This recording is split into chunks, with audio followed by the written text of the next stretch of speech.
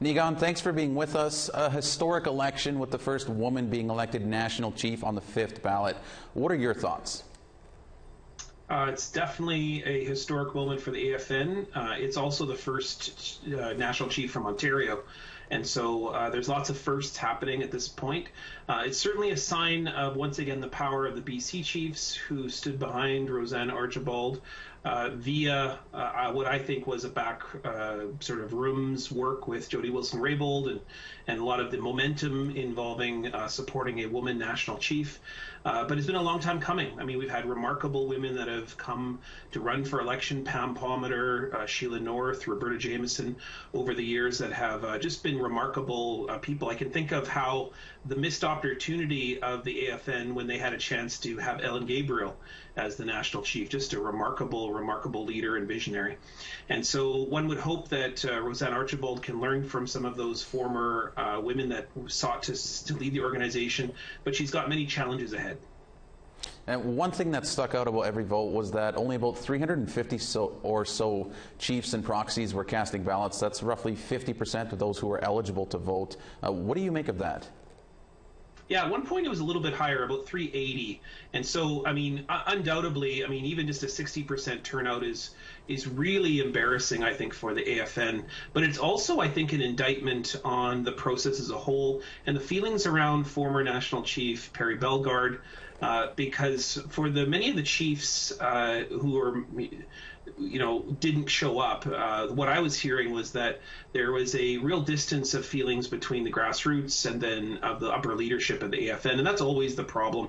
That's nothing new to National Chief Bellegarde, in that the National Chief is always accused as being either too close or too far away from the government, and in this case, Perry Bellegarde decided to have a very close relationship with the Liberals. What did that turn into? It turned into record budgetary amounts for the AFN. They have the highest budget in history.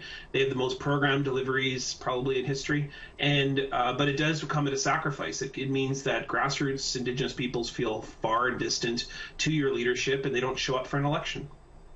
So where does the AFN under National Chief Roseanne Archibald go from here? What's next? Well, she's got a major issue that's happening today. People are asking about the harassment complaints that have been made against her, 4 of them involving an investigation that was leading up to the election. Now, many are pointing out that those allegations have been made in the context of her alleging financial improprieties with National Chief Perry Bellegarde. So it may be a back and forth thing, but certainly that needs to be dealt with. The larger issue of harassment of women within the AFN and the investigation that's currently ongoing involving harassment of women is certainly something that needs to be addressed. And then, of course, there's always the standard issues with the AFN of sovereignty, of Indigenous rights. Roseanne Archibald is going to get a lot of pressure from her support in British Columbia to work on an Indigenous rights framework to deal with issues of the environment, education. Those are the things that she wrote in on. Whereas the treaty chiefs, those in the prairies, Manitoba, Saskatchewan, Alberta, most of whom supported Reginald Belrose, those are the ones who will be perhaps creating some challenges for her and how she can bring those into the fold. So as usual, unity in the AFN is always a challenge. It's nothing new as well.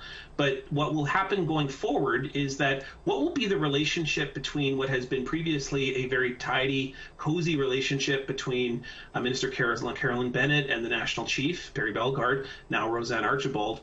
And it's already showing signs that perhaps it could be more combative than it has in the past. And so what does that look like? What does that look like for budgets or programs, for example? All right, Niigaan, that's all the time we have. I want to thank you again for joining us. That's Niigaan Sinclair. Yeah, Miigwech, thank you.